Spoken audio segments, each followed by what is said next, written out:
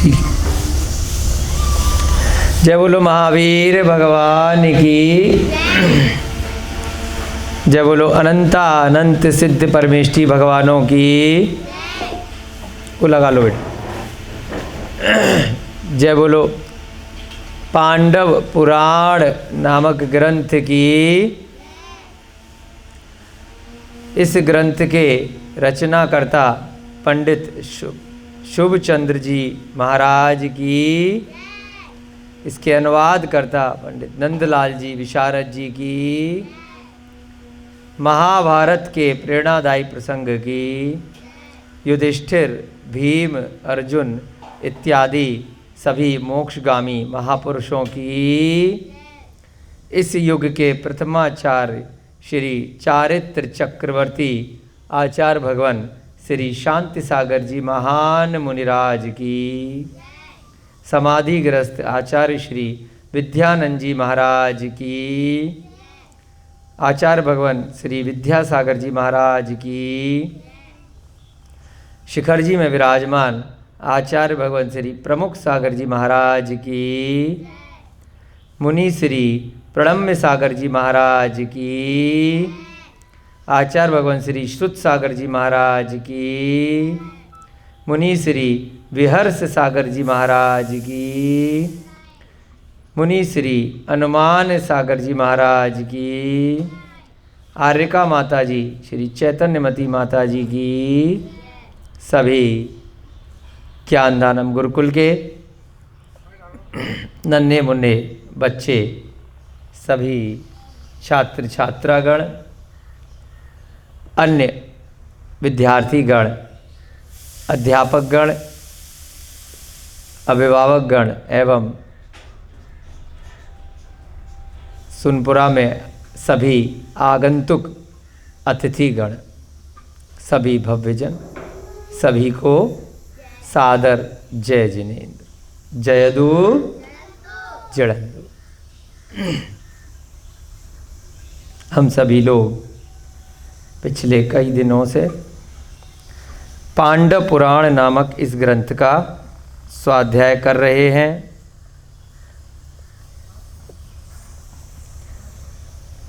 पांडवों की इस कथा में उनके पूर्व के काल में जन्मे अन्य अनेकों रोचक कथानक भी हम सुन रहे हैं। कोई भी कथानक प्रथमा नियोग के ग्रंथों में आचार्य महाराजों के द्वारा व्यर्थ में नहीं रचित किया जाता है। कई बार लगता है कि प्रसंग से भटक तो नहीं रहे हैं, परंतु जो पूर्वाचार्य हैं उनका ज्ञान इतना परम है, इतना दिव्य है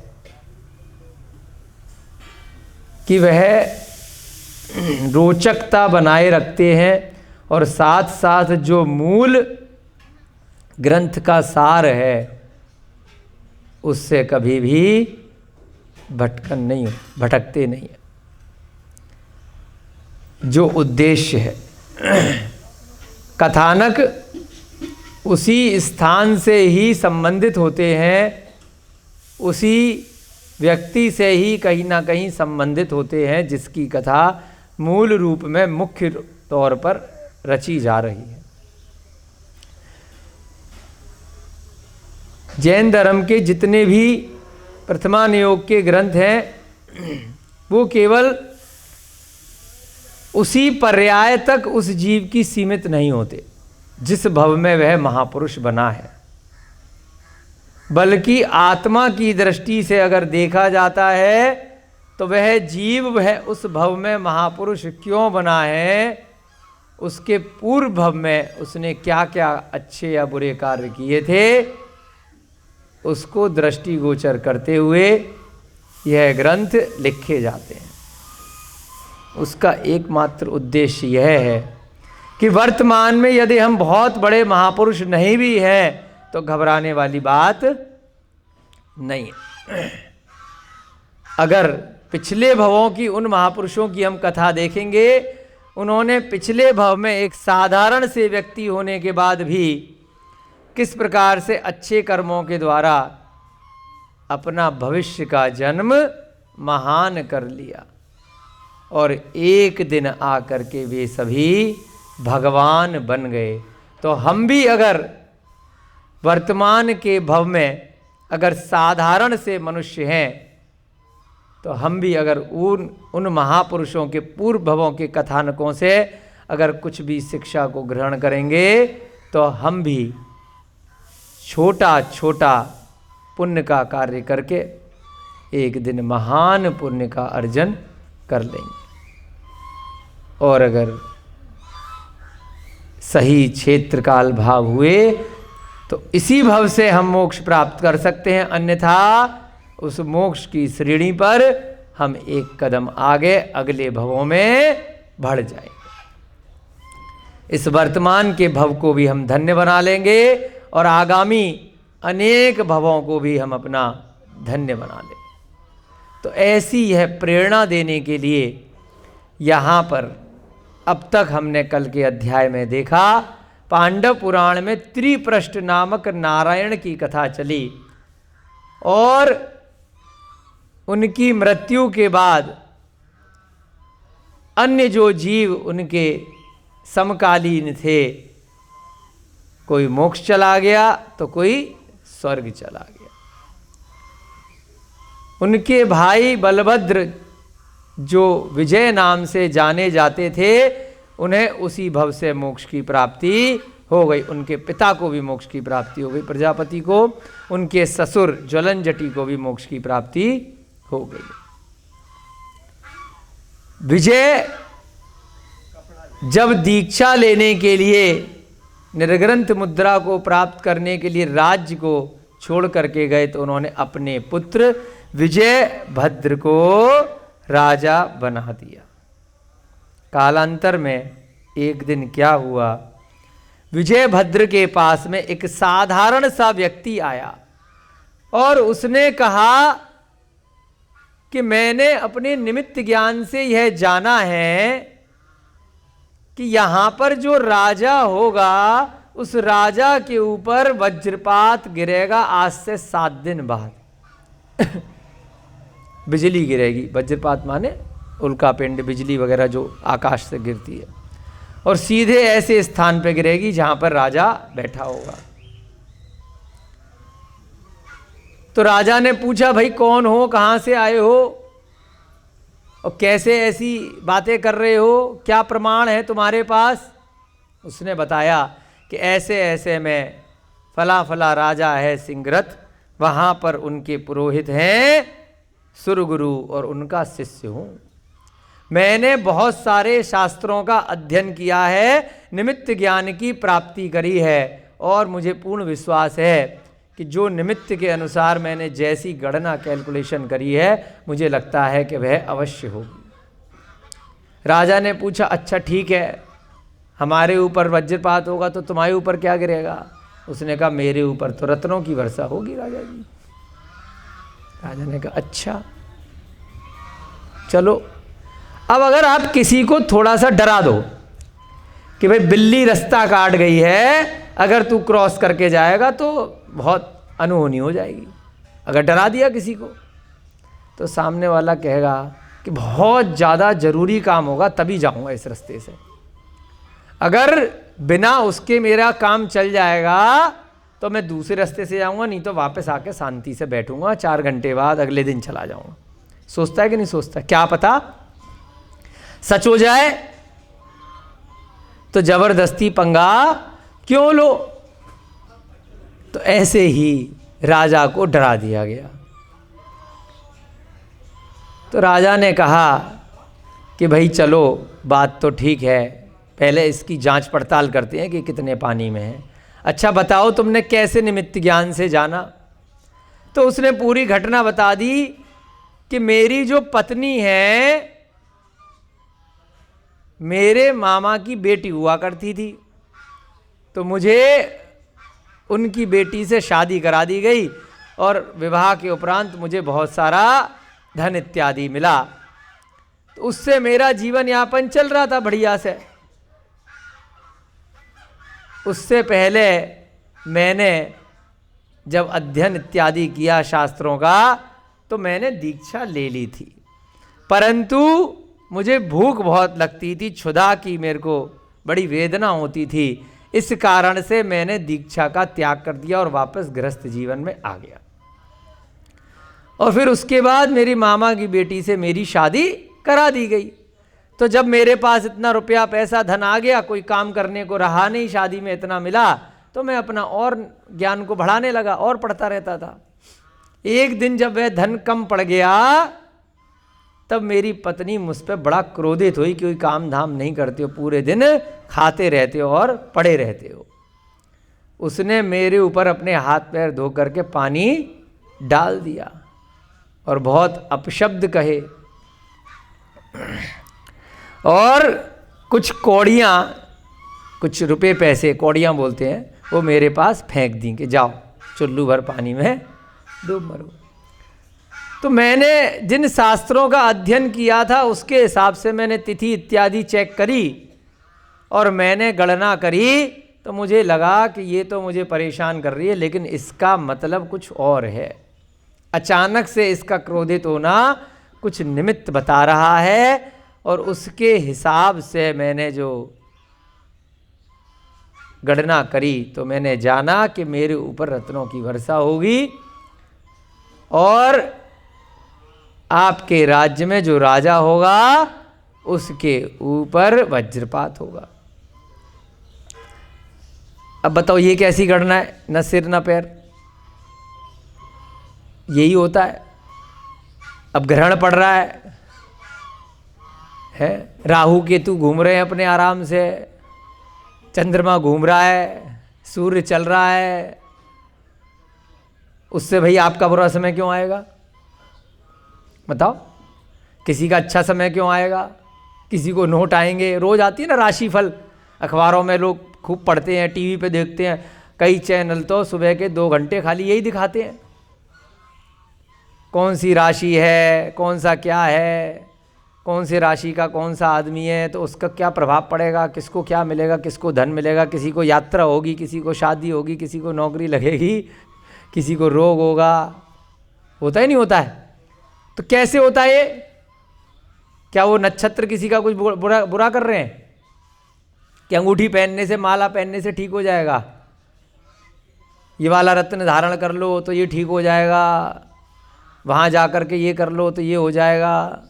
कहते हैं ना, जितने भी ग्रह तारे नक्षत्र हैं वो किसी का कुछ भी नहीं बिगाड़ते, परंतु उनकी दिशा के अनुसार एक गणना होती है, कैलकुलेशन होती है, जिसे ज्योतिष विज्ञान कहते हैं। वह भी इस निमित्त ज्ञान के अंतर्गत ही आता है। स्वर विज्ञान, ज्योतिष विज्ञान, है ना, व्यंजन विज्ञान, लक्षण, अंगद, भौम, अंतरिक्ष और स्वप्न विज्ञान कि स्वप्न के फल क्या होंगे, है ना कि रात्रि में ये स्वप्न देखा है, एकदम बड़बड़ा कर उठे, अरे सब कुछ ठीक है, मैंने तो देखा था मैं मर गया हूँ, है, मैंने तो देखा था कि मेरा सारा धन लुट गया है, तो ये सच होगा कि नहीं होगा? कई बार हो जाता है, कई बार नहीं होता है। तो ये सब चीज़ें एक विज्ञान है। जैसे कि हम और विज्ञान पढ़ रहे हैं ना, जैसे आयुर्वेद का ज्ञान है कि ये दवाई देने से ये आदमी ठीक हो जाएगा। क्यों रोहिताज जी, आप देते हो ना दवाई, तो कैसे हो जाता है? इसको इतनी मात्रा में ये मिला के दिया तो ये ठीक होगा, इसको अगर यही वाली दवाई इस व्यक्ति को दे दी तो पता चला निपट गया। हर व्यक्ति के हिसाब से खुराक अलग होगी और उसकी मात्राएं अलग होंगी और दवाई भी अलग होगी। तो ये सब क्या है? वही दवाई किसी और को दे दी तो उसका खेल हो सकता है और वही दवाई किसी को दी तो वो बिल्कुल ठीक हो सकता है। तो ये भी एक विज्ञान है कि किसको क्या देना है ना। हम लोग रोटी खाते हैं, दाल खाते हैं, सब्जी खाते हैं, फल खाते हैं और उससे पूरे दिन हमें ऊर्जा रहती है, एनर्जी रहती है। रोटी अगर हमने किसी पत्थर को खिलाई तो वो पत्थर चलने लगेगा क्या? नहीं चलेगा। हम क्यों चल गए? क्योंकि जो जीव है, जो हमारा शरीर है, उसके योग्य है। हम अगर पेट्रोल खाएंगे तो हम चलने लग जाएंगे क्या? और गाड़ी में पेट्रोल डालेंगे तो चलने लग जाएगी। तो हर एक की कुछ ना कुछ गणनाएं हैं, कैलकुलेशन है, उसका कई बार किसी से कोई लेना देना नहीं है, लेकिन फिर भी ऐसी रीति है, ऐसी प्रथा है कि ये चीज इसमें डाली जाएगी तो उसका ये फल होगा। तो ऐसे ही ये गणनाएं उसने कुछ करी कि मेरी पत्नी ने मेरे ऊपर रोष प्रकट किया है, तो किस काल में, किस क्षेत्र में, किस भाव से, किस नक्षत्र में, किस समय किया है, तो उसका फल क्या होगा, उसके अनुसार उसने वो गणनाएं करके राजा को बता दी है। अब राजा थोड़ा डर भी रहा है और थोड़ा नहीं भी डर रहा है कि फालतू बात भी हो सकती है और सच भी हो सकती है, परंतु अपना क्या गया, है ना? क्या दिक्कत है? अगर बच के चलेंगे तो कोई नुकसान थोड़ी है ना? तो कई बार होता है, कई लोग बताते हैं कि इस स्थान पर खजाना मिलेगा, ढूंढ लो। अगर खाली बैठे हैं तो ढूंढने लग जाते हैं, और अगर मिल गया तो ठीक है, नहीं मिला तो कोई बात नहीं, प्रयास कर लेते हैं। तो यहां पर जब राजा ने मंत्रियों को बुलाया कि भाई ऐसे ऐसे एक निमित्त ज्ञानी आया है, और उसका अपमान भी नहीं करते कि चलो क्या पता इसने तो अपने अच्छे के लिए किया, उसको थोड़ा बहुत आभूषण वगैरह दिए, अच्छी बात है, हम सावधान होकर के रहेंगे। उसके बाद एक मंत्री ने कहा कि भाई राजा जी ऐसा करते हैं, आपको एक संदूक के अंदर लोहे की बंद करके समुद्र में बहा देते हैं। दूसरे ने कहा विजयार्थ पर्वत की जो गुफाएं हैं बड़ी सुरक्षित हैं, आपको वहां ले जा करके छुपा देते हैं। तीसरा थोड़ा सा बुद्धिमान था, उसने कहा, हंसने लगा है कि राजा जी इन दोनों की बातें सुनकर मुझे एक कहानी याद आ गई है, सुना दूं? उन्होंने कहा सुनाओ, यहाँ पे पहले इतनी टेंशन है, तुम थोड़ी कहानी सुना दो, क्या दिक्कत है?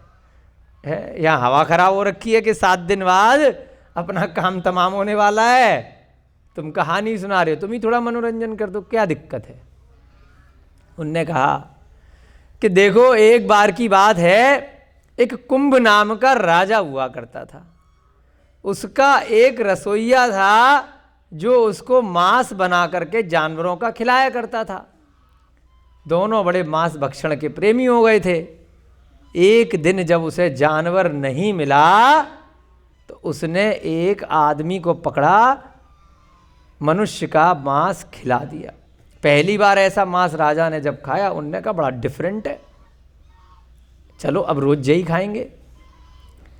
हमारी जो जीव है ना, जिह्वा, ये रसा इंद्रिय, ये क्या करती है, रोज कुछ कुछ नया नया चाहिए, बोर हो जाते हैं, है ना? जैसे नेत्र इंद्रिय, उसको भी नया चाहिए, स्पर्श इंद्रिय को भी नया चाहिए, कर्ण इंद्रिय को भी चाहिए। ऐसे ही अपनी जीव जो है ना, स्पर्श रसना घ्राण चक्षु कर्ण, 5 इंद्रियों में एक रस इंद्रिय जो है जीव के कारण से, तो उसे कुछ नया नया टेस्ट चाहिए। पशु पक्षी तो बेचारे क्या करते हैं, रोज गेहूं खिलाते रहो, खाते रहेंगे, एक ही चीज जिंदगी में निकाल देंगे। परंतु मनुष्य के साथ में बड़ी विचित्र समस्या है, उसको रस इंद्रिय पे कंट्रोल, संयम, नियंत्रण नहीं है, उसको रोज नया नया रस चाहिए। जैसी कोई नई चीज मिली, अरे बड़ी टेस्टी है, अब रोज खिला भाई, मुझे तो आदमी का ही मांस अच्छा लग रहा है, ये तो खाते खाते बोर हो गए। उन्होंने कहा अच्छी बात है। तो रसोइये ने क्या किया, रोज किसी ना किसी बच्चे को नगर में से पकड़ करके ले आता था, जो भी मिला, बच्चा बच्ची पुरुष जो जहाँ से मिला अकेला, उसको पकड़ा, मारा और पका करके राजा को खिला दिया। अब कितने दिन चलेगी ये बात? भाई ठीक है, जानवर खा रहा था कोई बात नहीं, परंतु अब मनुष्य खाने लग गया तो सारे मंत्री उस राजा के विरोध में आ गए, सारी प्रजा ने उसे घेर लिया और खूब मारा राजा को, रसोइये को। रसोइये का नाम पड़ गया रसायन पाक विशारद। इतना बढ़िया टेस्टी खाना बनाता था। दोनों को नगर से मार मार करके राजा और उसके रसोइये को निकाल दिया। अब वो क्या करने लगा, नगर के बाहर भी अपना आतंक मचाने लगा। वहाँ पर भी कहीं ना कहीं से जंगल में उसे कोई भी मिल जाता था, पकड़ लेते थे। अब एक दिन नहीं मिला तो उनने क्या किया, राजा को तो पागल हो गया था, वो आदमी का मांस चाहिए डेली। उनने अपने रसोइये को ही धोखे से मार दिया और उसे ही खा गया। अब क्या करे, कौन पका करके खिलाएगा? फिर क्या किया?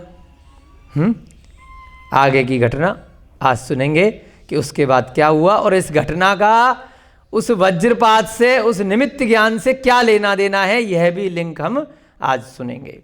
उससे पहले प्रतिदिन की भांति हम सभी लोग हाथ जोड़ करके मंगलाचरण करेंगे। मंगलम भगवान वीरो, मंगलम गौतमो गढ़ी, मंगलम कुंद कुंदाध्यो, जैन धर्मोस्तु मंगलम। सर्वमंगल मांगल्यम सर्वकल्याणकारकम, प्रधानम सर्वधर्माणाम जैनम जयतु शासनम, जैनम जयतु शासनम, जैनम जयतु शासनम। सर्वे श्रोतारः सावधानतया शृण्वन्तु।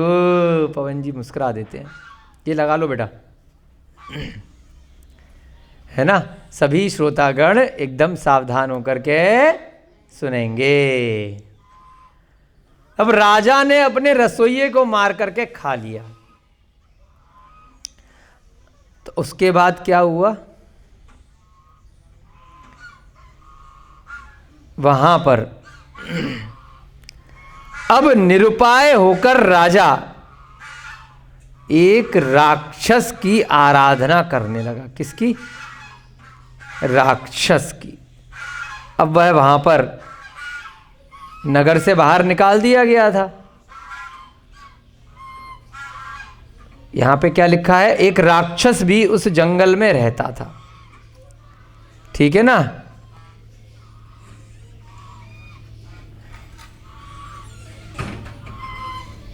सिंहपुर नाम के नगर में दुष्ट तापस रहता था, वहां पर राक्षसों की आराधना करता था। हाँ, तो यहां पर क्या है, उस नगर के पास जो जंगल है वहां पर अब राजा जब अकेला रह गया तो उसने क्या किया, अब वो क्या करते हैं, शमशान वगैरह में देखा है ना आपने, कई बार टीवी पे चैनलों पे दिखाते हैं, वो नर मुंडे लगा लगा करके और वो जानवरों के करते हैं ना, कई बार फोटो बना करके रखते हैं, ऐसी लटका लेते हैं मालाएं। तो क्या करते हैं वो लोग भूतों की, प्रेतों की, राक्षसों की आराधना करते हैं, है ना। कहते हैं ना, जिन्न मेरे वश में आ गया और उसको अब मैं दूसरों पे चढ़ा दूंगा परेशान करने के लिए, जो चाहेंगे वो हो जाएगा। करते हैं, सुना है ऐसा, भूत प्रेत चढ़ा देते हैं, किसी के भी ऊपर चढ़ा देते हैं, परेशान करते हैं। तो कई लोग ऐसे दुष्ट होते हैं जिनको बोलते हैं दुष्ट तापस, है ना। तो वो लोग जंगलों में, शमशान में, ऐसे वीरान स्थानों में जो भूत पिशाच राक्षस होते हैं, वो कौन होते हैं? वो भवनत्रिक देवों में जो एक प्रकार होता व्यंतर। बोलो, 4 प्रकार के देव होते हैं। कौन कौन से? बोलो, कौन कौन से? भवनवासी, बोलो, भवनवासी, व्यंतर, ज्योतिष। ठीक है, भवनवासी, व्यंतर, ज्योतिष, इन तीनों को क्या बोलते हैं? भवनत्रिक। बोलो। और चौथे कौन से होते हैं? वैमानिक। बोलो बोलो, जोर से बोलो, वैमानिक। 3 कौन कौन से थे? व्यंतर, भवनवासी और ज्योतिष। इनमें जो व्यंतर देव होते हैं वो बहुत बदमाश होते हैं, परेशान करने वाले। मनुष्य पर्याय से निकल गए, त्रियंच में भी नहीं गए, जानवर भी नहीं बने, पशु पक्षी भी नहीं बने, पेड़ पौधे भी नहीं बने, नरक भी नहीं गए। कहां पहुंच गए? व्यंतर में पहुंच गए, भूत बन गए, प्रेत बन गए, है ना। 8 प्रकार के व्यंतरों के प्रकार होते हैं और 10 प्रकार के भवनवासियों के प्रकार होते हैं और 5 प्रकार के ज्योतिषों के प्रकार होते हैं। ये जो ज्योतिष विमान है ना, सूर्य, चंद्रमा, ग्रह, नक्षत्र, तारे, इन सब पर निवास करने वाले देव क्या कहलाते हैं? ज्योतिष देव। सूर्य देव, चंद्र देव, है ना, ये सारे के सारे। चंद्र इनमें राजा होता है, इंद्र होता है एक तरह से सबसे बड़ा, उनके परिवार के सारे सारे होते हैं, नक्षत्र इत्यादि। इन पे जो देव रहा करते हैं इन विमानों पर। ये जो सूर्य दिख रहा है ये देव नहीं है, इन पे देव रहते हैं, ठीक है ना। जैसे पृथ्वी है, पृथ्वी कोई देव देवी नहीं है, पृथ्वी पर मनुष्य देव इत्यादि रहते हैं। व्यंतर और भवनवासी कहाँ रहते हैं? हमारी पृथ्वी पर रहते हैं, जहाँ पर हम रह रहे हैं ना, है ना रिंकी मैडम, जहाँ हम रह रहे हैं यहीं पर ही भूत रहते हैं, ठीक है। इसी रत्न प्रभा पृथ्वी पर, जो इस पृथ्वी का नाम है, जिस पृथ्वी पर हम रह रहे हैं, इसी में ही व्यंतर रहते हैं। चित्रा पृथ्वी सबसे ऊपरी भाग, इसके नीचे वाला जो भाग है पंख भाग, पहली पृथ्वी रत्न प्रभा के नीचे वाला जो भाग है इसी पृथ्वी में, उसमें रहते हैं भवनवासी, ठीक है। आते जाते रहते हैं, घूमते रहते हैं। तो ऐसे ही ये जो भूत प्रेत राक्षस इत्यादि होते हैं, इनको लोग उनकी उपासना करके इनके भक्त बन जाते हैं और फिर इनसे जैसा काम करवाना चाहते हैं। ये कहते हैं चलो अपना भक्त है, क्या दिक्कत है, हमारा क्या दे रहा है, बिगाड़ रहा है। तो ये कई बार व्यंतरों की पर्याय में भी गलत लोगों की सहायता करने लग जाते हैं, जो दुष्ट लोग हैं, है ना। तो ऐसा शास्त्रों में भी उदाहरण आया है। आज के अब जो कथानक सुना रहे हैं इसमें भी आएगा। जो यशोधर राजा का चरित्र है, आटे का मुर्गा, उसमें भी देवी की जब उपासना करी है तो वहां पर भी आया है इस प्रकार का प्रकरण। जो ये सारे की सारे भवनत्रिक में देव हैं, कोई जरूरी नहीं है कि ये सारे की सारे सम्यक दृष्टि हो, इनमें मिथ्या दृष्टि भी बहुत सारे होते हैं। अधिकतर मिथ्या दृष्टि ही इनमें होते हैं। वैमानिक देवों में सम्यक दर्शन के साथ में पहुंचते हैं। बाकी के नीचे वाले तीनों थोड़ा बहुत भी तप कर लिया, व्रत उपवास कर लिए, अच्छा आचरण जरा सा कर लिया, तो वह यहां पहुंच सकते हैं। जैसे ये जो देव बना है भैंसे का स्वामी, भैंसे का उदाहरण आया था ना कल। जो भैंसा था उसके ऊपर बहुत कष्ट डाला जाता था, बहुत उससे बोझा ढोया जाता था, तो भैंसा मर गया। जो दुष्ट तापस था वो तापसी से मर के कहाँ मरा? भैंसा बना। और भैंसे पे उसको इतना ज़्यादा उसके ऊपर कष्ट होता था कि भैंसे से मर के उसको जाति स्मरण हुआ और वह राक्षस बन गया। ध्यान है ना, कल के कथानक में आया था। तो वह राक्षस उसी जंगल में रहता था। जो कुंभ नाम का राजा है, अब वह कुंभ नाम का राजा उस भैंसे के भविष्य की पर्याय में जो राक्षस बन गया उसकी उपासना करने लग गया। जैसे ही उसने देखा कि यहाँ पर इस शमशान में कोई राक्षस घूमता रहता है, कि चलो इसकी भक्ति करते हैं और इससे अपना काम निकलवाते हैं। ध्यान आ गया राक्षस कौन बना था? भैंसे का जीव। उसे प्रसन्न करके उसकी सहायता से अब वह राजा फिर से मनुष्यों को खाने लग गया। राक्षस को क्या खाना है? राक्षस को नहीं खाना है, उसकी तो क्या है, वैक्रियक उसका शरीर होता है। चारों प्रकार के देव आहार कब लेते हैं? उनके कंठ में अमृत रहता है, उन्हें भूख नहीं लग रही है।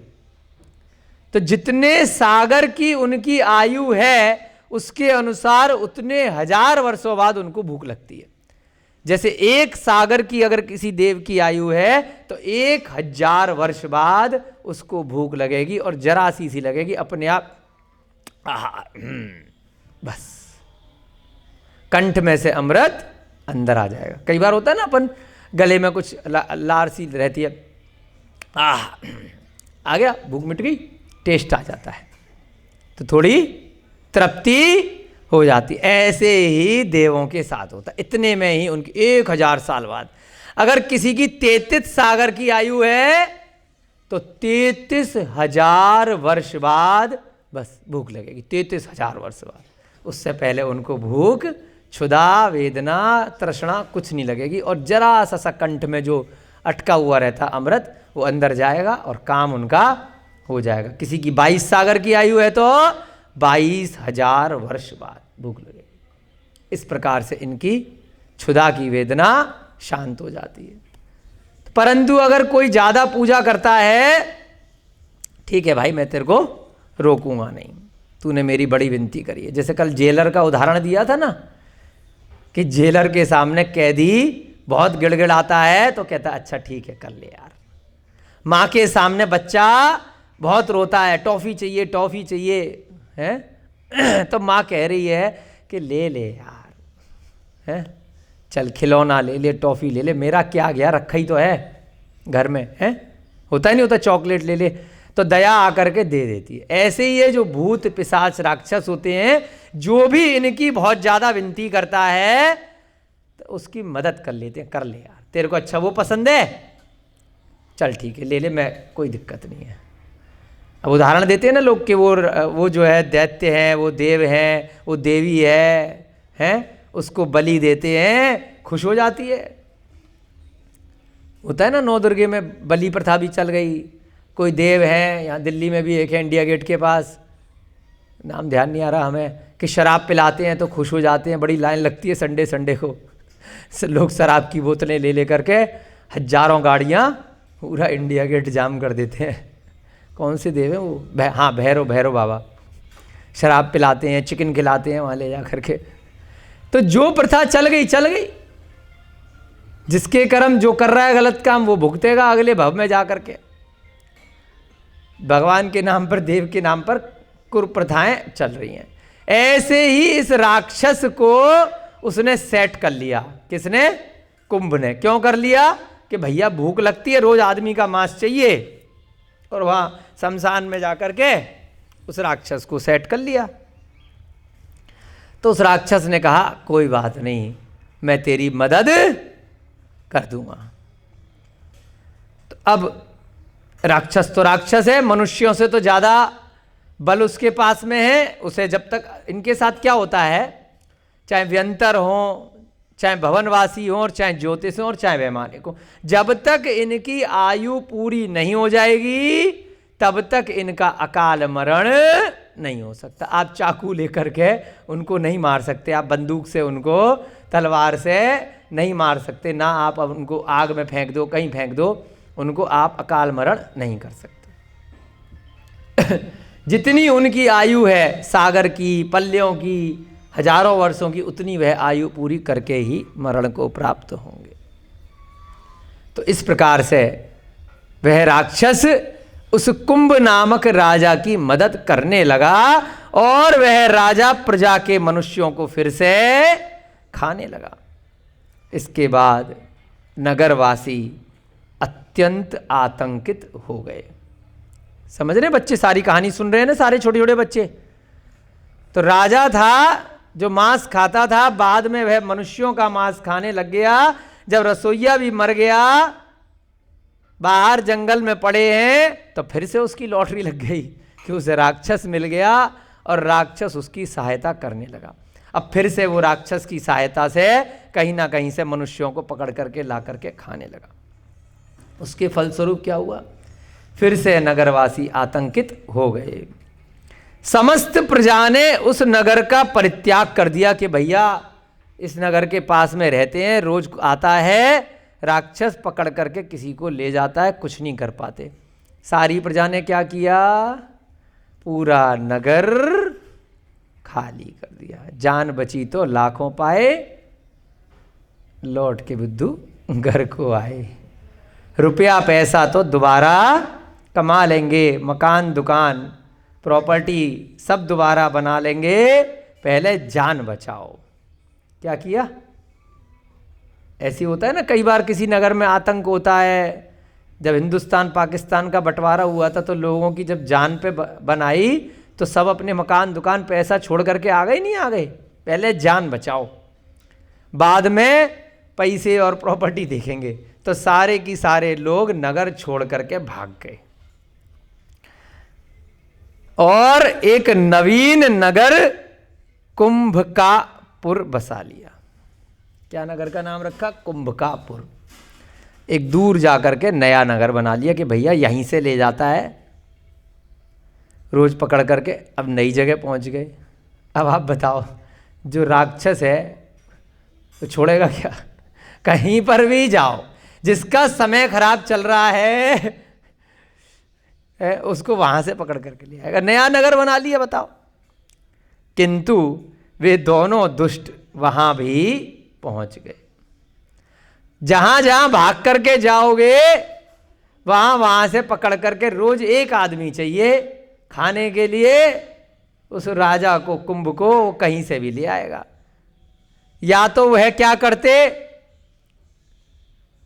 उस नगर में कुछ लोगों को छोड़ देते, सारा की सारा खाली हो गया ना नगर, या इतनी दूर चले जाते कि बीच में कोई दूसरा नगर मिल जाता, फिर दूसरी जगह चले गए, फिर अब वहां पहुंच गया राक्षस। वहां उसको तो उड़ के कहीं पे भी पहुंच जाना है विक्रिया से, वहां पहुंच गया। दोनों दुष्ट माने, जो राजा कुंभ था और जो राक्षस था। तब उन लोगों ने विवश होकर के एक युक्ति निकाली। उनने कहा, हे राक्षस राज, देखो एक काम करते हैं, आप ऐसे आते हो रोज एक आदमी को पकड़ने के लिए, रोज नगर में आतंक मच जाता है, रोज लोग अपनी जान बचाने के लिए भागते हैं, इधर उधर टक्करें मार करके एक्सीडेंट होते हैं, है ना। जैसे शेर जाता है ना बकरियों के झुंड में, हिरणों के झुंड में, इतना आतंक के बाद में किसी बकरी की हड्डी टूट रही है, कोई छत से, कोई पहाड़ से गिर रही है, कोई कहीं से गिर रही है, दो चार तो ऐसे ही मर जाते हैं, है ना। फिर भी एक तो मरता ही मरता है। तो एक काम करते हैं, सबने मीटिंग बिठाई कि देखो ये रोज एक को तो मारता मारता ही है, और इस चक्कर में कई बार क्या होता है, कोई योग्य घर का जो व्यक्ति है, जो कमा कर लेके आ रहा है, वो मर जाता है। उसके चक्कर में फिर 10 लोग और भूखे मरते हैं।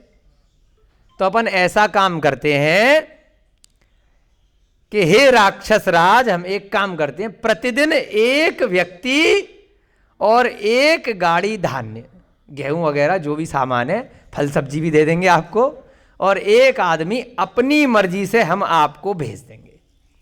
हम बच तो पा नहीं रहे, एक नगर पूरा हमने छोड़ दिया, सारा रुपया पैसा मकान दुकान छोड़ करके आ गए, यहाँ दोबारा जैसे तैसे बना रहे हैं, और यहाँ भी आप हमारा पीछा नहीं छोड़ रहे। तो हम एक काम क्या करते हैं, एक आदमी सबके घर में से नंबर लगेगा एक एक करके, तो कम से कम, अब मान लीजिए 100 परिवार हैं तो 100 दिन बाद नंबर आएगा, या 300 परिवार हैं तो 365 दिन में एक परिवार का नंबर तब आएगा जब तक एक पैदा कर लेना नया, है कि नहीं। ऐसे पता चला कि जिसका एक परिवार में से एक आदमी गया, अगले दिन उसी परिवार का फिर चला गया, तो ऐसे दिक्कत आ रही है अपने को रहने में। तो ऐसी मीटिंग बिठाई गई, पंचायत बिठाई गई कि भाई एक काम करेंगे, सबका नंबर लगेगा एक एक करके, लॉटरी लगेगी या एक एक करके मकान नंबर के हिसाब से, सब ईमानदारी से एक एक बच्चा अपना इसके खाने के लिए दे देंगे। मजबूरी है, क्या करें, हैं संकल्प जी, अब कुछ तो बचे ईमानदारी से, और एक गाड़ी धान्य भी दे देंगे, क्योंकि भाई और भी उसे चीज़ें चाहिए, क्या पता उससे उसका पेट भर जाएगा, तो क्या पता वह आदमी थोड़ा कम खाएगा। तो ऐसे करके युक्ति निकाली गई। आप स्वयं यहाँ आने का कष्ट ना करें, आप यहाँ आकर परेशान ना करें, सब बच्चे डर जाते हैं, है ना, हम आतंक के साए में जी रहे हैं, आप स्वयं यहाँ नहीं आए, हम अपनी मर्जी से आपको एक आदमी और एक गाड़ी धान्य प्रतिदिन भेज दिया करेंगे। ठीक है भाई, ऐसा सिलसिला चक्कर चलता रहा, क्रम शुरू हो गया। एक दिन एक आदमी भेजते रहे, धान्य भेजते रहे। वहीं पर एक चंड कौशिक नाम का व्यक्ति रहता था। क्या नाम था? चंड कौशिक। सुनिए इसकी कथा। चंड कौशिक, चंड कौशिक नाम का व्यक्ति रहता था। उसने कहा कि जो है इस कुंभ ने इस राक्षस को वश में किया है उसकी भक्ति करके, तो हम भी अगर करेंगे किसी की तो क्या पता हमारे पास भी कोई प्रेत रेत आ जाए। जो चंड कौशिक थोड़ा सा चंड था, चंड बोलते हैं चंट, उसने कहा हम भी ऐसा ही कोई काम करते हैं। ऐसे कैसे? इसने भी तो कुछ किया है तभी तो कुंभ के वश में राक्षस आ गया। तो उसकी पत्नी का नाम था सोमश्री। क्या नाम था? सोमश्री। और वह व्यक्ति साधारण सा व्यक्ति है, उसका नाम है चंड कौशिक। उसने प्रेतों की पूजा शुरू कर दी। जैसे उसने देखा भाई कुंभ ने भी करी है तो उसने राक्षस को वश में कर लिया, तो हम भी क्या करते हैं, हम भी भूतों की पूजा कर लेते हैं। थोड़े से मंत्र जापी तो लगाने, ओम ओम ह्रीम क्रीम करके थोड़ा सा प्रेता नमः हम भी कुछ दिन आराधना कर लेते हैं। एक पहले ध्यान नहीं आ रहा, हम जब छोटे बच्चे थे तब डिश चैनल आती थी, वो केबल टीवी, एक नाटक आता था, क्या नाम था उसका, नहीं, उसमें ऐसी भूत प्रेतों की वो करता था, बड़ा फेमस नाटक था, भूत आते थे, डरावना सा सीरियल था, करके एक आता था, उससे पहले आता था आहट। हाँ, आहट करके नाटक आता था, छोटे से थे हम जब नया केबल टीवी आया था। आहट बड़ा डराता था वो नाटक। तो सोनी पता नहीं कौन सा चैनल था, नया हम पड़ोसी के यहाँ जाते थे कई बार, तो बड़ा फेमस नाटक था आहट करके। तो उसमें ऐसे ही करते थे, वो तांत्रिक बाबा कोई होता था, वो भूतों की आराधना करता था, फिर वो चढ़ा देता था किसी के ऊपर ही।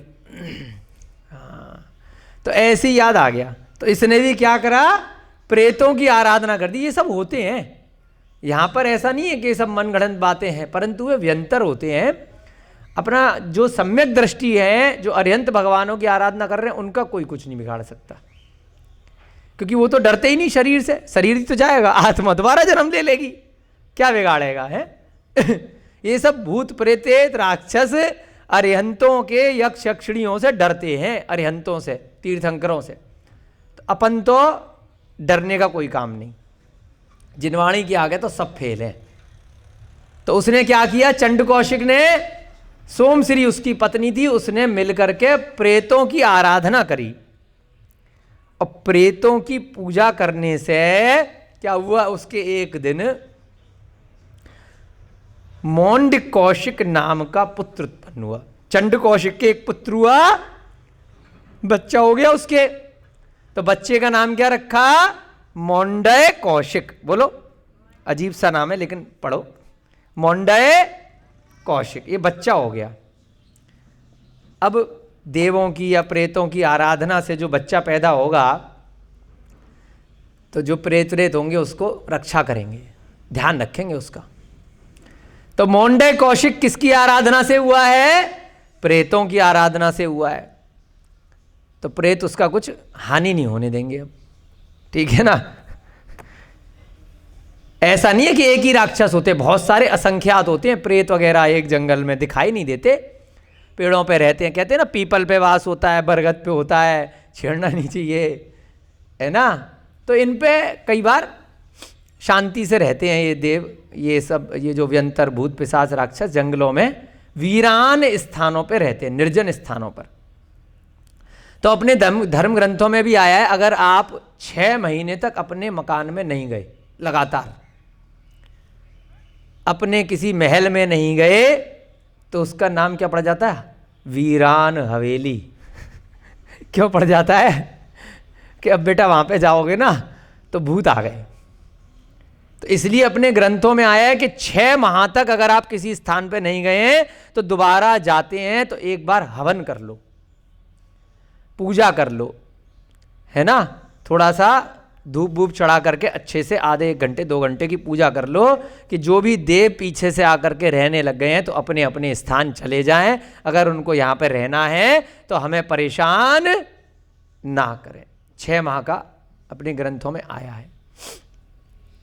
तो इसीलिए जरूरी नहीं है कि नया घर में प्रवेश कर रहे हैं तभी जाकर आपको गृह प्रवेश का विधान करना है। आप अपने ही घर में अगर 6 महीने 1 साल 2 साल बाद जा रहे हैं तो आपको विधान करना चाहिए, नहीं तो वहां पर आपको परेशानियां आ सकती हैं कि भैया अजीब अजीब से सपने आ रहे हैं, अजीब अजीब सी दिक्कतें आ रही हैं, भूत दिख रहे हैं, आत्माएं दिख रही हैं। इसीलिए जो 10-10 साल तक हवेलियां खाली रहती हैं वहां पर जाने से क्यों डरते हैं? क्योंकि वहां पर ये भूतों का, राक्षसों का, व्यंतरों का वहां पर निवास स्थान बन जाता है। आप कहेंगे वहां पर तो इतने बिच्छू हैं, इतने मकड़ी के जाले लग रहे हैं, इतनी गंदगी है, वो कैसे रह लेते हैं भूत? उनको फर्क नहीं पड़ता है क्योंकि उनकी विक्रिया शरीर है, ना उनको बदबू आती है आपकी तरह हमारी तरह, ना उनको बिस्तर चाहिए, डबल बेड चाहिए, वो तो कैसे भी रह लेते हैं। बस वो कहाँ पे रहते हैं? वीरान स्थानों पे रहते हैं जहाँ मनुष्य वगैरह उनको परेशान नहीं करें, शांति से रहते हैं। उनकी इतनी हजारों वर्षों की, पल्यों की, सागरों की आयु है, तो ऐसे ही वह आयु को निकालते हैं। जंगलों में, वीरान स्थानों पर, निर्जन स्थानों पर, गुफाओं में, कंदराओं में, पहाड़ों पर, नदियों पर, ऐसे स्थानों पर रहते हैं जहाँ उनको कोई परेशान करने नहीं आए। वो तो कभी कभी ऐसे स्थानों पर हम पहुँच जाते हैं, तब हमें दिक्कत आती है कि हमें भूत क्यों चढ़ गया, क्योंकि हम उनके यहाँ पे पहुँच गए, वो हमारे यहाँ नहीं आए, खाली स्थान था, आ गए। तो अब यहाँ पर क्या हुआ?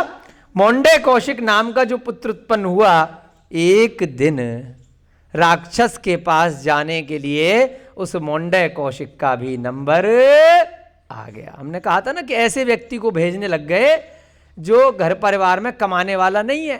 अब पता चला कमाने वाले आदमी को उठा करके ले गए तो कितने लोगों को दिक्कत आ जाती थी कि ठीक है भाई बच्चे को दे दिया करेंगे, है ना।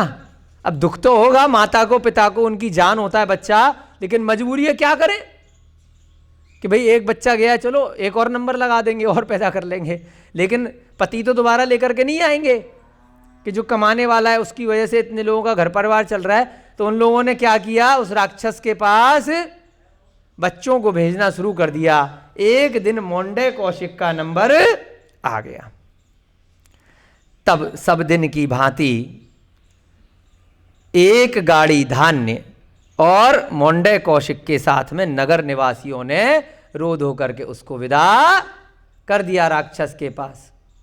फिर क्या हुआ? अब मोंडे कौशिक किसके द्वारा प्राप्त हुआ था? प्रेतों की आराधना से उसका जन्म हुआ था। तो जैसे ही मोंडे कौशिक राक्षस के पास खाने के लिए पहुंचा, अब तक तो बाकी प्रेतों को कोई दिक्कत नहीं आती थी कि भैया ठीक है जो कर रहा है करने दो। अब उसके भी भक्त थे ना, वो बाकी के जो भूत प्रेत घूमते थे वहां पर, उनको पता चल गया। वह राक्षस के निकट जैसे ही पहुंचा कि कुंभ भक्षण करने के लिए उस पर झपटा। जो कुंभ राजा था, भाई राक्षस को नहीं खाना था, आपको बताया ना, उनकी तो अमृत वगैरह रहता है। खाना किसको था? कुंभ को खाना था। कुंभ ने उसको खाने के लिए झपटा, उसको मारने के लिए, भूनने के लिए। यह देख करके भूतों से नहीं रहा गया। कौन से? उसके साथ भी तो भूत थे ना, जिन्होंने जो उसकी सेवा में लगे रहते थे। भूतों ने देखा कि अच्छा अब राक्षस और भूत आपस में लड़ लिए। जैसे मनुष्य मनुष्य लड़ते हैं, अब मनुष्य राक्षस से तो लड़ नहीं सकते थे, विद्याधर विद्याधर से लड़ सकते हैं, पक्षी पक्षी से लड़ेंगे बेचारे, जानवर जानवर से लड़ेंगे, अपना अपना बराबरी होती है ना। तो राक्षस उधर कुंभ की मदद कर रहे हैं, तो अच्छा ये भी बेटा हमारा है ये हमारी आराधना से हुआ है, तुम इसको कैसे खा सकते हो, आ जाओ बेटा आमना सामना। अब तक तुम मनुष्यों को डरा रहे थे, अब हमसे पंगा लो, है ना। दोनों एक ही प्रकार के हैं, इधर उसका राक्षस, इधर इनका। अब उसने देखा कि इसके इतने सारे भूत हैं, वो राक्षस तो, अरे भैया मैंने तो खाली इसकी आराधना करी थी, मेरा कोई लेना देना थोड़ी, आप इससे निपट लो कुंभ से, मुझे क्या दिक्कत है। तो उनने क्या किया, सारे की सारे भूत कुंभ पर टूट पड़े। अच्छा तू खा रहा है। अब कुंभ क्या था? वो तो मनुष्य था। उनका जो राक्षस जो मदद करता था वो साइड में हो गया, भैया हम अपने दोस्तों से क्यों पंगे लेंगे, दोनों को साथ में रहना है ना। प्रेतों को, भूतों को, राक्षसों को, उनने, राक्षस ने कोई भी विरोध नहीं किया। भूतों ने क्या किया, कुंभ को पकड़ लिया, बहुत खाए हैं, और डंडों से और लातों से उसकी ऐसी दुर्दशा कर दी, मार मार कर। किन्ने, भूतों ने खूब मारा। किसको, कुंभ को, डंडे धे धनादन धे धनादन धे धनादन, और लाते घूसे, खूब मारे खूब मारे, ऐसी दुर्दशा कर दी कि उसको अधमरा कर दिया। और उसके बाद, बहुत खाना तेरे को आदमी का मांस है, ज़्यादा जानवर के मांस खाएगा, ज़्यादा आदमी के मांस खाएगा। अब तक तो बेटा तेरा साधारण मनुष्यों से पंगा पड़ा था, आज तेरा हम भूतों से पंगा पड़ा है, हमें खा के दिखा। उसके बाद खूब विनती मांगी, लेकिन अब उसको माफ नहीं किया। उठा करके अंत में उसको एक अजगर के बिल में डाल दिया कि ले बेटा अब खा, तू अजगर को खा। ज्यादा जानवर खाने ना तेरे को, ज्यादा आदमी खाने, आएगा तेरा राक्षस दोष बचाने के लिए, देखते हैं। राक्षस कोई नहीं आया। क्या हुआ, जैसे ही उसको अजगर जानते हो आप, इतना मोटा होता है, पूरा की पूरा जिंदा निकल जाता अजगर, है ना। देखा ना अजगर, सांप की प्रकार होती है, बहुत देखा है। हाँ, कभी छोड़ देंगे तुम्हें। अच्छा, हस्तिनापुर में देख कर, क्या ऐसे बड़े बड़े अजगर। अजगर क्या करता है, मुंह खोलता है और जिंदा, वो ऐसे डसता नहीं है ना, वो निगल लेता है, पहले बांध लेता है रस्सी की तरह, और उसके बाद निगल जाता है धीरे धीरे करके पूरा जिंदा। फिर धीरे धीरे करके वो बड़ा कष्ट के साथ में मारता है। सांप की प्रकार होती है, लेकिन बहुत खतरनाक होता है। अजगर के बिल में उन भूतों ने उसे डाल दिया। उसके बाद अजगर ने उसका वहीं पर भक्षण कर लिया, हो गया कुंभ का काम तमाम। तो यहां पर प्रसंग कौन सुना रहा था, पूरी कहानी वो मंत्री सुना रहा था। किसको सुना रहा था, जो वज्रपात के डर से राजा डर रहा था, उसे सुना रहा था। एक मंत्री ने कहा था कि विजयार्थ पर्वत पे छुपा देते हैं, एक ने कहा था कि भाई लोहे की एक पेटी मंजूसा बनाकर समुद्र में प्रवाहित कर देते हैं। तब उसे हंसी आई और उसने कहा मैं आपको एक कहानी सुनाता हूं कि राक्षसों की भी आराधना कर दी, उसके बाद भी जब समय आया तो उसे राक्षस भी नहीं बचा पाया। तो वो कंदराएं, जो विजयार्थ पर्वत की गुफाएं और वो समुद्र, वो क्या बचाएगा जब समय आएगा। ऐसी हम बचपन की एक कहानी हमें ध्यान है, हम जब पैदा नहीं हुए थे लेकिन सुनी है ऐसी कहानी। हमारे देश की एक प्रधानमंत्री होती थी इंदिरा गांधी, उनके ज्योतिषी ने उन्हें बता दिया कि आज का दिन तुम्हारे लिए बहुत खराब है, आज तुम्हें वहाँ पे बड़ी रैली में जाना है, आज कुछ भी घटना हो सकती है, तुम्हारी आयु गड़बड़ चल रही है। पूरे टाइम अपनी ज्योतिषी को साथ में रखती थी। तो उनने क्या करा, बहुत बड़ी सभा थी, उसे कैंसिल कर दिया कि आज जाएंगे तो आज घटना हो सकती है, कुछ गलत हो सकता है, मर सकते हैं। घर में ही अपने आप को बंद कर लिया ज्योतिषी के कहने पे। घर में ही उसके गार्ड ने कर दिया उसका काम, अंगरक्षक नहीं, सत्य घटना है, प्रधानमंत्री थी। बाद में बड़ी छपी ये बात कि ज्योतिषी ने कहा था, यानी कि जो होनी है वो होके रहेगी। उसने ये नहीं कहा था कि बाहर मृत्यु, उसने कहा था आज आपका काल समाप्त होना है, गड़बड़ रेखा चल रही है आपकी, खत्म हो रही है रेखा आज। तो वो तो बाथरूम में भी आदमी मर जाएगा जब रेखा खत्म होगी, आपके घर पर ही आपको अटैक आ जाएगा वहीं बैठे बैठे, है ना। तो इससे अच्छा तो भैया अगर अंत समय आ रहा है तो मंदिर चले जाओ, भगवान की पूजा आराधना करो, अच्छी गति में चले जाओ, समाधि मरण कर लो। विनोबा भावे जी थे स्वाधीनता संग्राम के, उन्होंने भी जैन नहीं थे, जैन धर्म की शरण में आ गए। जैसी पता चला समय आ गया, समाधि मरण की संलेखना धारण कर ली कि भैया इसके बिना कोई भी अगले भव अच्छे संभव नहीं है। इतने अनगिनत असंख्यात जीव हैं जो अंत समय में अपने जिन धर्म की शरण में आ जाते हैं, पूरे जीवन में कुछ भी करें कि भैया कि अब खोने को तो कुछ है नहीं, क्या पता यही सच बोल रहे हो, सब कुछ छोड़ देते हैं, दान पुण्य कर लेते हैं और अरिहंतों की शरण में आ जाते हैं। बहुत सारे ऐसे जीव सत्य धर्म की शरण में अंत में आ जाते हैं तो अगले भव सुधार लेते, क्योंकि मोक्ष प्राप्ति के लिए कोई अन्य रास्ता है ही नहीं। जब तक छोड़ोगे नहीं तब तक सबसे सर्वोच्च पद प्राप्त नहीं होगा। कुछ पाने के लिए कुछ खोना पड़ता है। तो इस धर्म की शरण में, अरिहंतों की शरण में आ जाते हैं, जिनको भी सम्यक दर्शन सम्यक ज्ञान किसी भी कारण से निमित्त से हो जाता है। तब वो तीसरा मंत्री अपनी कथा समाप्त करने के लिए कह रहा है कि राजा जी, विजयभद्र स्वामी, कर्म के निमित्त से जो होनहार है वह होकर ही रहती है।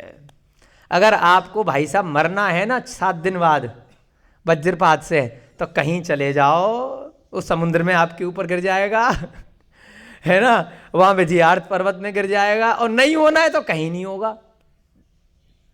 होनी को होनहार है, जो होनी है वो होकर रहती है। तब महाराज जी को विजयार्थ पर्वत की गुफा में छिपाने से क्या लाभ होगा। पूरी कहानी सुनाई उसने अच्छे से, पहले डायरेक्ट नहीं बोला।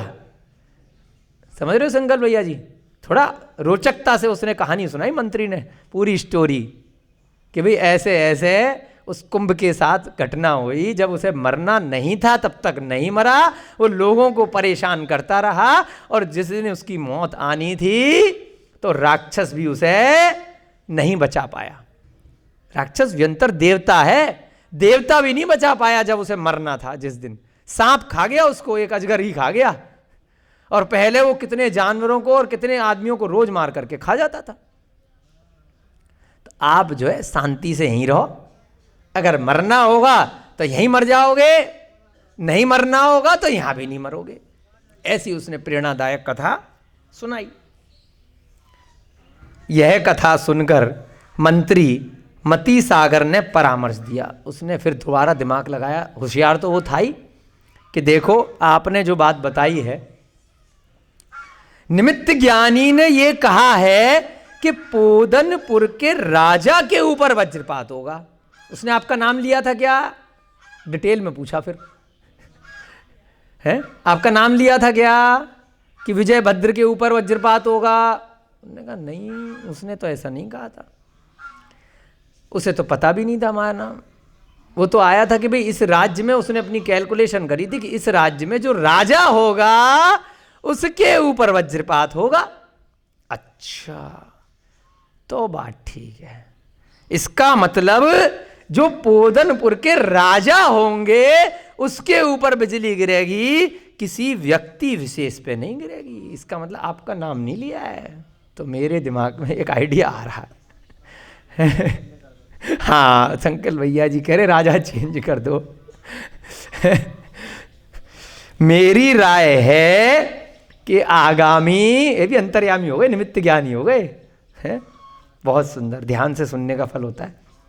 मेरी राय है कि आगामी 7 दिवस पर्यंत किसी अन्य को राजा बनाकर सिंहासन पर बैठा देना चाहिए। एक काम करो, किसी को बलि का बकरा बना देते हैं धोखे से, है ना, आपको जिंदा रहना है ना। एक काम करते हैं, हम किसी और को राजा बना करके बिठा देते हैं और देख लेंगे, अगर वज्रपात हो गया तो ठीक है, नहीं हुआ तो कोई बात नहीं, है ना। डर तो लग रहा है, उसने इतनी बातें बताई हैं कि इतना ज्ञानी है। यह युक्ति शेष मंत्रियों को भी बहुत उपयुक्त लगी। उनने कही बात ठीक है भाई, अभी तो यही राजा है, इसकी जान बचानी है ना। बिल्ली के गले में घंटी, बाद है कौन, अब कौन तैयार होए। कोई भी आदमी मरने के लिए तैयार हो गया क्या? 100 करोड़ रुपए दोगे तब भी, अगर उसको बरगला दिया जाएगा, उसका माइंड वॉश कर दिया जाएगा, तो वह हो जाएगा आत्मघाती, बम बन जाते हैं आतंकवादी। उनको क्या करते हैं, बड़ा सिस्टम से ट्रेनिंग दी जाती है बचपन से, है ना, तो वो बन जाते हैं, अपने शरीर में बम लगा के आ जाते हैं। साधारण व्यक्ति तो जिसको बता दिया जाए कि भाई तेरे को 100 करोड़ रुपए मिलेंगे, इतनी मुद्राएं मिलेंगी, तू मर जा वहाँ जा करके, वो मरेगा क्या? नहीं मरेगा। जबरदस्ती फेंका जाएगा तो बात अलग है। वहाँ तो अब राक्षस के पास भेजना था, कुंभ के पास, तो भाई वैसे भी मरोगे, नहीं तो कोई ना कोई को पकड़ के लेकर आएगा, तो इसलिए जा रहे थे। तो यहां पर तो किसी एक को बनाना है, तो कौन मरेगा? युक्ति तो सबको समझ में आ गई, लेकिन कोई भी है, युक्ति तो बढ़िया लगी, लेकिन कोई भी क्या तैयार हुआ? क्या कोई भी तैयार नहीं हुआ। तो फिर दोबारा से दिमाग लगाया, देखो एक काम करते हैं, जैसे हम प्रतिदिन मंदिर में पूजा करते हैं ना, शांतिनाथ भगवान की, असली में बैठे हैं क्या भगवान? मूर्ति बनाई है, मूर्ति को ही भगवान बना दिया, प्राण प्रतिष्ठा कर दी नाम स्थापना से, और मूर्ति को ही भगवान मान लिया, तो मूर्ति भी चमत्कार दिखा रही है ना। अरिहंतों की उसी अभिषेक से हमें पुण्य पूरा मिल रहा है। जैसे स्वयं साक्षात तीर्थंकर भगवान बैठे हों, उतना ही बराबर पुण्य है। तो यही युक्ति फिर मंत्री ने लगाई कि देखो ऐसे तो कोई तैयार हो नहीं रहा है, एक काम करते हैं, एक राज सिंहासन पर राजा का प्रतिबिंब लगा देते हैं। मूर्ति लगा दी, ठीक है ना, सर्वसम्मति से मूर्ति बना दी, और सभी ने उसी को पोदनपुर का राजा ऐसी मान्यता दे दी। अब करते हैं ना भाई, ये हमारी कुल देवी है, इसकी मूर्ति लगा दी है ना, उसी की खूब पूजा कर रहे हैं, खूब भक्ति कर रहे हैं, खूब डांस कर रहे हैं, जंगलों में करते हैं ना, कई बार फिल्मों में भी दिखाते हैं। कोई भी मूर्ति बना दी, बड़ी सी मिट्टी की बना दी, किसी पत्थर की बना दी। सम्यक दृष्टि लोग अरिहंतों के अपने तीर्थंकरों की लगाते हैं, केवली भगवानों की लगाते हैं, लगाते नहीं लगाते हैं। तो जैसा उस मूर्ति को मानोगे, वैसे ही भावों के अनुसार वो चीज वही हो जाएगी। तो यहां पर भी क्या हुआ, राजा का प्रतिबिंब बना दिया, उसकी प्रतिमा बना दी, और सारे लोगों में, जनता में अनाउंसमेंट कर दिया कि आज से यही आपके राजा हैं, ये जो बोलेंगे वो करेंगे। पोदनपुर में ऐसी अनाउंसमेंट कर दी गई, ऐसी मान्यता दे दी, एवं उसी मूर्ति को तदनुसार लोग नमस्कार करने लगे। राजा भी उतर करके अब नीचे प्रजा में बैठ गया कि भैया हम राजा नहीं हैं, इसी का वो कर दिया, राज्याभिषेक करवा दिया मूर्ति का ही, और मूर्ति को ही राजा बना दिया। देखते हैं भैया, एक हफ्ते में पूरी मान्यता कर दी। अब हम राजा हैं ही नहीं, तो हमारे ऊपर वज्रपात क्यों होगा? अगर होना होगा तो हो जाएगा, फिर हम विजयार्थ पर्वत पे क्यों जाएं, फिर हम है ना समुद्र में जाकर के क्यों बहाए जाएं, देख लेंगे, प्रजा में बैठ करके देख लेंगे। अगर मरना होगा तो यहीं मर जाएंगे, नहीं मरना होगा तो ये मूर्ति निपट जाएगी, अपने को कोई दिक्कत नहीं आएगी। सारे की सारी जनता उसी मूर्ति को राजा मान करके रोज नमस्कार करने लग गई। राजा की जय हो, राजा की जय हो। तदनुपरांत राजा श्री विजय धर्म साधन में निमग्न हो गए। उनने क्या किया कि अगर 7 दिन बाद अगर हमें ढूंढ करके वज्रपात हमारे ऊपर गिरा, हम जहां पर भी हुए है ना, तो भैया अच्छे से समाधि हो जाएगी।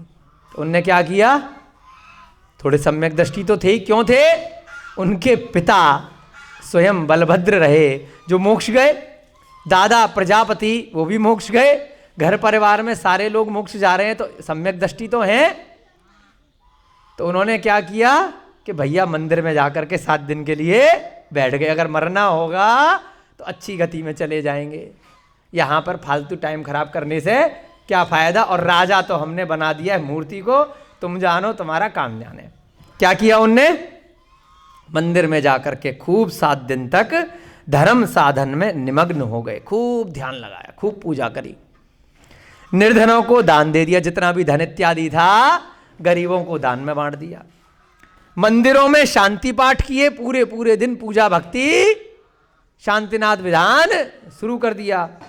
आदि ठाट बाट से होने लगा, खूब बढ़िया से, खूब सिद्ध भक्ति, खूब आलोचना पाठ, खूब प्रतिक्रमण, खूब स्वाध्याय, पूरे दिन खूब पूजा उपासना दबा के चलने लगी ठाट बाट। धीरे धीरे 7वां दिवस भी आ गया, 7वां दिन आ गया। निमित्त ज्ञानी के वचन के अनुसार, अब बताओ, निमित्त ज्ञान तो था, भले ही स्त्री ने उसके ऊपर हाथ धोए थे, कौड़ियाँ फेंकी थी, कैलकुलेशन तो करी थी। क्या हुआ? निमित्त ज्ञानी के वचन के अनुसार विद्युत, विद्युत माने बिजली या वज्रपात, सब पर्यायवाची हैं, राजा के, बताओ सस्पेंस, राजा के प्रतिबिंब पर गिर गई, है ना? क्योंकि शब्दों का कैलकुलेशन थी ना, गणना थी। गणना में ये नहीं आया था कि इसी राजा पे गिरेगी। अब राजा कौन था? मूर्ति थी। तो राजा की मूर्ति पर बिजली गिर गई और मूर्ति चूर चूर हो गई। जब सब उपद्रव शांत हो चुका, मतलब भाई बच गए अब राजा जी, यानी कि राजा की मौत नहीं आई थी, राजा का जो सिंहासन था उस स्थान पर बिजली गिरनी थी, वहां से वो हट गया। जब सारा की सारा उपद्रव शांत हो गया, यानी बिजली गिरने के बाद का जो आतंक था, तब नगर निवासियों ने बहुत धूमधाम से उत्सव मनाया कि हमारा राजा जीवित बच गया। खूब धूमधाम से बैंड बाजे के साथ में दोबारा से पुनर्जन्म प्राप्त हो गया। हो जाता है ना, हॉस्पिटल से लोग लौट कर आ जाएं, कोरोना से लौट के आ गए या किसी अन्य बीमारी से, दोबारा से बड़ी पूजा उपासना करते हैं ना, हम दान इत्यादि देते हैं कि बड़ा अच्छा हुआ, चलो बच गए। और उसने और क्या कहा था निमित्त ज्ञानी ने? आपके ऊपर तो बिजली गिरेगी, राजा के ऊपर, और मेरे ऊपर रत्नों की वर्षा होगी, ये भी कहा था ना। उस टाइम तो ऐसी भेंट देकर के छुट्टी कर दी थी कि क्या पता बकवास कर रहा है कि सही कर रहा है। राजा ने निमित्त ज्ञानी को बुलाया दोबारा से और उसको 100 ग्राम यानी 100 ग्राम, ग्राम माने जैसे सुनपुरा ग्राम है ना, ग्राम माने वो किलोग्राम, ग्राम नहीं, 100 गांव उपहार में दिए कि तू 100 गांव का राजा, भाई तेरी वजह से मेरी जान बच गई। अभी तो तेरी पत्नी तेरे को कह रही थी, ताने मार रही थी, तू 100 गांव का राजा। उसे क्या दिया? 100 ग्राम उपहार में दे दिए, और पद्मिनी खेट नामक का जो क्षेत्र था वह भी दे दिया, जो पद्मिनी खेट की जहां का था। पद्मिनी खेट भी तेरा और 100 गांव का तू अधिकारी, तेरे अधिकार में वहां का जो आएगा माल वो तेरा।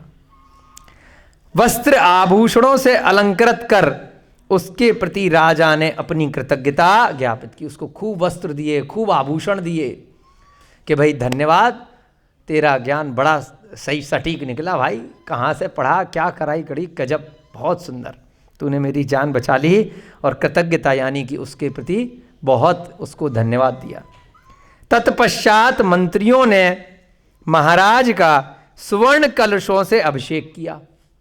अब क्योंकि भाई दोबारा से राजा बनाया जा रहा है, अब मूर्ति तो चली गई, मूर्ति मर गई, तो अब दोबारा से राजा किसी को बनाया जाएगा, फिर से उसको राजा बनाया गया, तो दोबारा से उसका राज्याभिषेक किया गया। किससे किया? स्वर्ण के कलश, सोने के भरे भरे कलशों से राजा का अभिषेक किया गया बिठा करके उसको, एवं राज सिंहासन पर पुनः आसीन कराया, दोबारा से उसको बिठाया गया। एक दिन राजा अपनी माता से आकाशगामिनी विद्या को लेकर महारानी सुतारा सहित सुदूर प्रांतों में वन क्रीड़ा करने के लिए निकल पड़ा। अब सब चीज़ें ठीक हो गई। अब ये क्या था? इस राजा को विद्याएं मिली थी ना, जब त्रिपृष्ठ की शादी हुई थी स्वयं प्रभा से, तो बहुत सारी विद्याएं विद्याधरों से प्राप्त हुई थी। इसकी जो माता जी थी वह भी विद्याधरी थी, स्वयं प्रभा भी विद्याधरी आई थी। तो एक दिन इसका मन किया कि मैं जरा आकाश में उड़ करके जाऊं, तो अपनी माता से विद्या ले ली। माता जी थोड़ी अपनी विद्या दे दो, आकाशगामिनी विद्या, जो आकाश में गमन करने की विद्या होती है। और अपनी महारानी सुतारा, उसकी पत्नी का क्या नाम है? विजयभद्र की सुतारा, उसको लेकर के सुदूर प्रांत में वन क्रीड़ा करने के लिए घूमने चला गया। थोड़ा सा कि भाई चलो घूम फिर के आते हैं, देखते हैं क्या होता है। और समय बचा है आपका? ये समय हो गया, आज का हो गया ना? तो अब कल की कक्षा में देखेंगे कि किस प्रकार से अब राजा की जान बच गई है, वह आकाशगामिनी विद्या को लेकर के अपनी पत्नी सुतारा के साथ में भ्रमण करने के लिए गया है। तो देखेंगे उसका आगे क्या होता है। आपकी कक्षा का समय हो रहा है। जय बोलिए महावीर भगवान की। हम लोगों को कुछ ना कुछ हर प्रसंग में सीखने को मिल रहा है। ऐसा नहीं है कि हमें सीखा नहीं। यहाँ पर भी हमने ये सीखा है कि जो होना होता है वह होके रहता है, और जो अगर किसी ने कुछ कहा है तो उसका और थोड़ा सा, वो एक शब्द आता है अंग्रेजी में रीड बिटवीन द लाइन, कि जो लाइन है उसके अंदर के जो छुपे हुए भाग हैं, छुपे हुए शब्द हैं, उसको पढ़ो। उसमें लिखा है कि राजा के ऊपर गिरेगा, तो थोड़ा यही होती है बुद्धिमान अच्छे मंत्री की युक्ति। तो उस प्रकार से उसने राजा की जान बचा ली। तो इस प्रकार से हमें इस प्रसंग से भी बहुत प्रेरणादायी प्रसंग सीखने को मिला। हमें उस दुष्ट व्यक्ति की तरह कभी भी मांस इत्यादि का भक्षण नहीं करना है, क्योंकि उसको फिर अगले जन्मों में कितनी बुरी गति भविष्य में मिली होगी, यह भी हमने प्रसंग में सीखा। जय बोलिए पांडव पुराण की। जय बोलिए अनंत सिद्ध परमेष्ठी भगवानों की। जय बोलिए आचार्य भगवान श्री शुभचंद्र जी महाराज की। इस युग के प्रथमाचार्य श्री चारित्र चक्रवर्ती आचार्य भगवान शांति सागर जी महान मुनिराज की। सभी को जय जिनेन्द्र जय दो जड़ंदो।